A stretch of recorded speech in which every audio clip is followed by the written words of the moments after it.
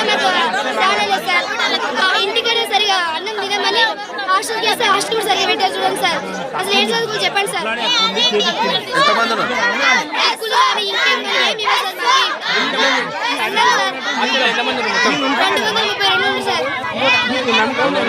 Okay sir, మేము వచ్చిన వరకు ఓకే సార్.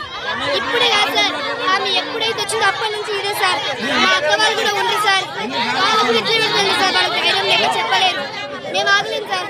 మేము తినట్టుందే మాకు నెక్స్ట్ వాళ్ళు వచ్చే వాళ్ళు తినాలి